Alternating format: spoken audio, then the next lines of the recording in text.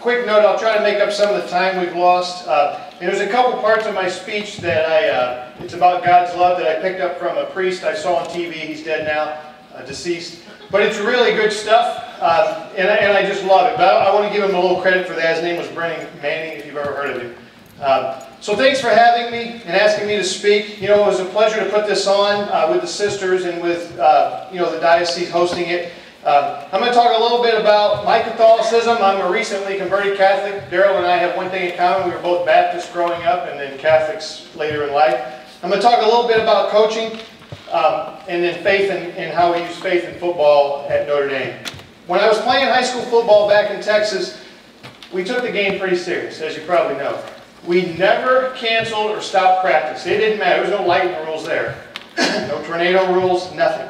Everything moved at a really fast pace, and everything was scheduled down to the minute. Our coach always laid it out. I mean, there was no question what you were going to be doing that day. He knew, we knew, and we executed. One day in the middle of practice, a funeral went by, and Coach stopped us all, and we never stopped. And he said, get on the fence and watch that funeral go by. So the funeral went by, and we watched. Afterwards, he said, back to work. We went back to work, and being a captain, some of the other guys came to me and said, hey, when we get to the locker room, ask Coach why he stopped practice. Why would we do that? We've never done that before. So I ran over to where he was, scared, and I said, Coach, why did you stop practice for that funeral? And he said, hell, son, I was married to her for 30 years. It was the least I could do. It's a funny fictional story, but I'll lead up to my conversion and my obsession with football and how I might have actually done that at some point. I could see that. I could have seen it happening. So let me tell you what God's done for me. My story is very personal, but it's not private. You're going to hear some details that are somewhat sad, but I'm proud of where I come from. And all the hardships I had when I was a child, make me who I am today. And somehow God, with His unbelievable grace, has brought me above all that. So I'm going to talk a little bit about it. She said I'm the head coach at Peoria Notre Dame. We have about 800 kids there. When I got there, we were pretty bad at football. We hadn't been to playoffs in 10 years. In Middle America, Catholic schools are not bad at football. You can look at Central Catholic and Alleman and Joliet Catholic and Sacred Heart Griffin. I mean, we might have been the worst Catholic football program in Illinois when I got there. We've done very well since, and I'm going to tell you how we changed it. And it didn't come from X and O's. We run the same plays that school ran in 1980. You can ask our athletic director. We run this. I found the old coach's playbook, and it is exactly. We did that on purpose. We did not change what we're doing X's and O's. We only changed how we treated the kids. So you'll hear a little bit about it. Last year we were in the Final Four, and we were 12-1, and it was the farthest we'd ever gone. I thought we could have won a state championship, but all that besides the point. I'll tell you some stories that really, to me, are more important than the title, like we've been talking about all day. I was born and raised in East Texas under pretty difficult circumstances. Difficult for many reasons. But once I found the love of Christ and the love my wife Katie has for me, I realized the biggest challenge coming from my childhood was the fact that no one taught me how to love another human being. I had no idea. And until recently, I didn't know at all. This made it hard for me to love my wife. It made it hard for me to love God once I found God. And it made it hard for me to love my football players. I'm not crying. I just want to tell you what God did for me. I hope you find some value in it. It's important for us not to hide our scars. All of us were unsaved at some point in our life. All of us were heathens, and we're all sinners. But we don't like to talk about those sins. And we've alluded to them a little bit today, but others are struggling with those same sins. So I don't mind telling my story because I think that someone can grab a hold of it and say, I have that same problem, I can use help. So like I said, we don't want to hide our scars. I think they can help others along the way. My mother became pregnant with me when she was 14. The man she became pregnant with, my father, was also her father. It was her stepfather. My father, her stepfather, molested her and took her to Texas from South Carolina. And when I was born, by the time I was 5, I had a brother who was 3 and another brother who was 18. And my mother, our brother was 3, brother was 18 months, and my mother was 18 years old. My father had despair after a drug deal gone bad, committed suicide. My mother was lost and had no idea what to do with us 3 boys. She abandoned us in an empty apartment and fled to Illinois, which I still don't know why. For no other reason other than that's as far as the bus took her. Shortly after we were taken into custody, a lady found me in the dumpster looking for food and asked what I was doing. I said I was trying to find food for my little brothers. They called DCFS, it was called something else in Texas, and they took us downtown Houston, and they asked me, what's your name? We got to find your family. I didn't know my last name. I was 5 and they had never told me what it was. And I had a bad stutter, like Daryl talked about, really bad stutter. And I was nervous, and I had these 2 boys with me that I was trying to take care of, and no idea who I was. So they put us in foster home, and thank God for foster parents. Not the best situation in the part of Houston we were in, but someone fed us. And granted, it was cold hot dogs, and we were put in a bedroom most of the time, but we had food and we had a place to go. Well, eventually my grandparents found us. They adopted my brothers off because they were older. My grandmother had Alzheimer's, and my grandfather was an abusive alcoholic. So they let those 2 go, and they kept me. And I made life hell for them for the next 9 years. I mean, I just tore it up. I mean, I was so distracted with everything that had happened, and I didn't want to, I just wasn't, you know, I felt like I was raised by wolves. So I just gave him all the grief I could. My grandfather handled it by being abusive. I mean, I would just take him to the point where he had no choice. Well, he had a choice, but I knew he was drunk every night, and I would just push him until we started fighting. And I challenged him as much as I could. Well, they finally gave up on me. They didn't love each other. They stayed in separate bedrooms. My grandfather beat my grandmother, who was dying. As soon as she died, he killed himself through drinking. And when I was 14, I just decided I didn't want to be there anymore. And I ran away. My grandfather and all his love said, see ya. That was it. And I never saw him again until he was on his deathbed. But the real problem was I didn't learn how to love. I was 14, and I still didn't know how to love. And my grandparents, you know, they did a good job as far as feeding me and providing for me, and I always had a place to sleep. But they never taught me that key piece, and that was how to love another person. So here I am, 14, on my own. Well, my wife and I met in high school, and my high school years weren't great. But just like my mother and my father, we followed in their footsteps, and we married very, very young. You know, she was 16, I was young. We were still in school, and she took on me as a project. She was a Catholic, and she was a faithful Catholic. And I got her pregnant, and my first thing was, let's get rid of this thing. Now, my son Joey is 21 years old, and you know, he's the love of my life now. But 21 years ago, I wanted him gone. And my wife said, there's no way in hell we're going to kill the baby. There's no way. And I fought her, and I threatened to leave her, and she just stood her ground. She said, we won't do it. So, you know, not knowing who I was when she married me, and marrying me out of that obligation that I had gotten her pregnant, made her choice quite an endeavor. So fast forward to 5 years ago. We're about to play an important football game. I'm at Notre Dame, and I'm not a Christian. I had gone to and been baptized 5 years ago, so about the year I got hired. But I never gave my life to God. I never did. He was on my heart every day, and every day I said no. And I just pushed him away. And I did what I wanted to do when I wanted to do it. So we're getting ready to play an important game. And it's a game that will decide our playoff fate after all these years of not going. So I go into chapel. Never been in there hardly. Go into chapel, and I figured this is God's school. I believed in God. I just didn't believe that I should follow God. I knew He was real. There was no doubt about that. I went in there and I said, Lord, this is your football team. Obviously, for selfish reasons, I'd like to win and get the program turned around. And He said it, it's like, I think we heard this earlier. In my head, He said, Joe. And I mean, like he was in the room. He said, you pray for childish things. You pray to win a child's game, and you're damned to hell. You're damned to hell. And I mean, I thought someone was in the room. And I said, what? And again, he said, you're damned. You are damned. And all you care about is winning this football game. And I immediately said, whatever. Just help us win the game. That's about how deep my faith was. Go to the game. We're in double overtime. I'm standing out on the white line. The guys are behind me. And I hear them murmuring something. I turn around. Their arms are locked. I never told them this. And they're saying Hail Marys. And they say them for about 10 minutes as we go through all the overtimes. And they won't stop saying them. And it's pretty moving for me because I didn't teach them this. I don't know who did. I don't know if it was Coach Rothan, our freshman coach. I don't know if it was a coach before me.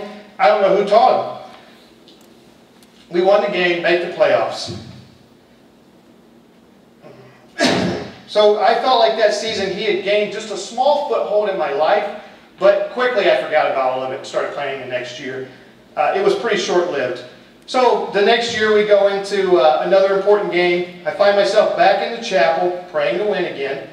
And again God said, Joe, I love you. but you pray only for superficial things. They're not even important things. No one really cares if you win that game except for you. What about your soul? This time I rejected what he said a little bit longer, but this time I pondered it for a minute. I sat there for a minute and I thought, okay, every time I come in here, every time I talk to him, he's really direct with me. I know he's real, and I really just want him to leave me alone.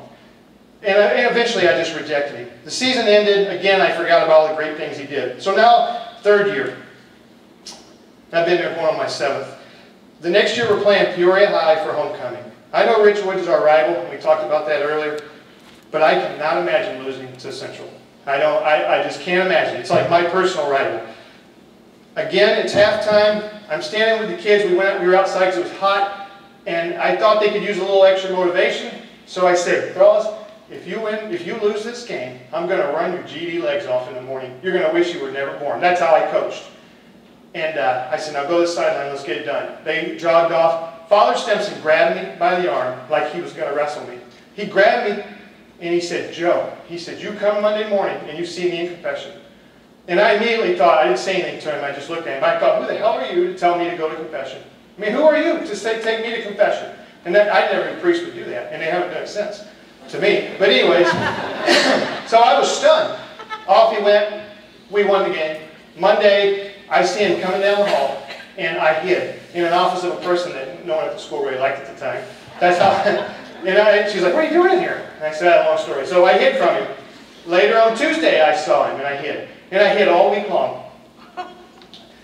Saturday comes around. We're getting ready to play a game. Back to the chapel.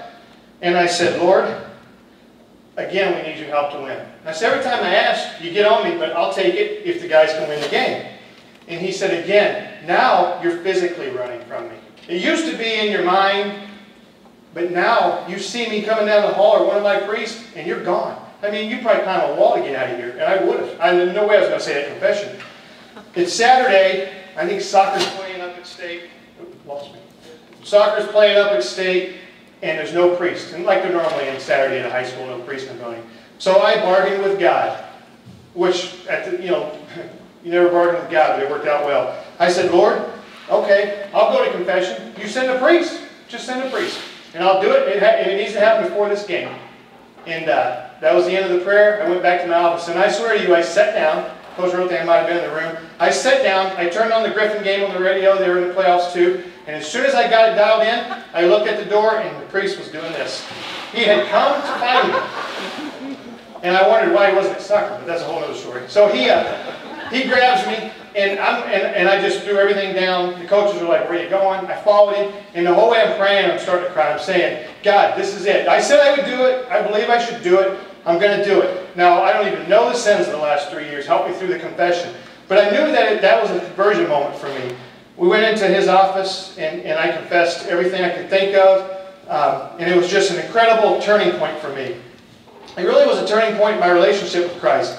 That confession and the months followed were like a conversion moment. I dedicated my life to God from that day on. And I can say from then till now, I'm still that way. I'm thankful that Father pursued me and that He sent Him my way. I mean, that's pretty courageous that a priest would come and do that. Because I could have easily just told him off. In my mind I had, but he just kept on chasing me down. I guess he just knew that it was important to my salvation. God started to change my life one day at a time. First, He convicted me of my habitual sins. And I had a bunch of them, like we all had, or have. And some of them I didn't even know were sin. I would go to Mass, and Father Eric brings in this guy from Oklahoma City to talk about this stuff I didn't know was a sin. And I'd go home and say, okay, it sounds like that's a bad thing. I do that all the time. And God said, you got to stop it. You got to fix it. You got to call on me. You got to give it up. And it took a long time. It took like a year to give them up. I mean, just so much stuff I won't get into details about. But I just would say yes to the Lord every time He would say, that's a sin, Joe. That's a sin. You got to stop it. Or when He would convict my heart and say, go talk to so-and-so. Go apologize to so-and-so. You did them wrong. And I would go. God started changing my life one day at a time. Oh, I just said it. Next, He started working on my obsessions. And this is the hardest thing that I probably went through. The sins were hard at first, but once they were gone, they were gone. A couple of years ago, it was during Lent, and I decided that I would give up my prep hour at teaching, and I would go into chapel and pray. This is probably 2 or 3 years ago. And I had a great relationship with God, and we were talking, and I mean, it was just unbelievable. I started writing letters, and it was just the best relationship I'd had in my life. He was teaching me how to love my wife and my players. One day when I was in there, he said, you're obsessed with football, and you need to give it up. It's an idol to you. You use it for your ego, you use it for your pride, and those are just children. The other team and your own team. You need to give it up. And I said, no way. You can have it all, but you ain't getting football. I love football. Love it. Loved it since I was a little boy. And he said, well, whatever, but that's what I want. I went back to my office, and from then for about a month, there was no more relationship with God. I would try to pray, and it was like I was in an empty room. I mean, I know he was there, but all he would say was, what about football? I would say, Lord, I want to pray for JT's mom. She's got cancer. And he'd say, but what about football, Coach? What about the idols? And I didn't even, I don't have a lot of religious background, so I didn't understand what he meant, what he wanted. One day, I don't know, a month into it, like I said, I just gave up. I wanted that relationship with God back. I mean, once you have it, if you have never had that daily talk with Him and that love and that you can have with Him, there's nothing like it. Once I had it, I mean, I would really just be dead. I didn't care. I'd give Him anything He wanted. I just needed to experience what it was like not to have it for a couple weeks. I went in there, I fell on my knees, I cried, and I said, you can have it. I mean, I don't even care if I ever see a football field again. I just want the love we had for each other back. I know He continued to love me, but I wasn't obedient to Him. So I went home. I believe a sacrifice is a sacrifice. You give something up, you give it up. There's no getting it back. I went home, I said, I think I just gave up our job. And my wife, she's great. She's like, well, you need to give it up anyways, an idol. I'm like, that's exactly what God said all these weeks. And she's like, it's been before me, it's been before God, it's been before our kids. There's nothing it isn't before, Joe. I don't care if we have to, live in a ditch and eat at a welfare shelter. That thing is killing you. So I just let it go for a while. I would go to the chapel and pray. And while I was in there, God started giving me what I think He wanted me to do with football. First, He said you can't call plays anymore because you can't handle it. You're not allowed to design offenses and defenses and use that strategy to beat other 17-year-old boys up. You can't do it. You got to have people do it for you. And then He said, I'm the head coach. Everything's got to go through me. You want to make a decision? You get on your knees and ask me what it is. And I started writing it all down. I went back to my office and I filled the whole whiteboard up with all these things that I felt like He was telling me. And it was just a relief that I was getting it back, but I've called one play in all those years, and it was because we picked up a fumble, and my offensive coordinator had his headset off, so I just hurried up and called something in to save us, and we scored. But the bottom line was, see, I can't call plays. I can't do it. The one play is that I hang on to it. So he said, no more plays, and now you can ask my AD. I mean, I'm really a head coach in the sense of a spiritual leader for the guys. He started to explain to me, he said, your job is to win souls for heaven. That's what he said. Not just to win football games, to get them through high school, to get them in college. He said, you get them to heaven. That's the direction I want you to point them in. Point them to heaven. I had no idea what that meant. He said, you use it for a teaching tool. So I started just kind of pondering what that meant, and I hooked up with a group called Sports Leader up there in Cincinnati. And I went up to Chicago, and in a public school, they were teaching kids how to do this with Jesus. And they were standing in front of it. It was at Naperville High School. Unbelievable. The coach stood up there and said, I'm a Christian, I love Jesus, in front of the whole football team in the school cafeteria. And I'm thinking, you're going to get fired. But he didn't care. And I watched him do it, and he said, he did exactly what I think God was asking us to do. He wanted me to point him there. So where am I at today? And I'll finish that up in a minute. But where am I at today? Well, my life belongs to God. I love Him more than anything else in the world. I mean, more than anything in the world. There's nothing like my relationship with Christ. It is just unbelievable. I'm not afraid to say it. And I tell my boys all the time, I love Jesus. I mean, I just cannot say it enough.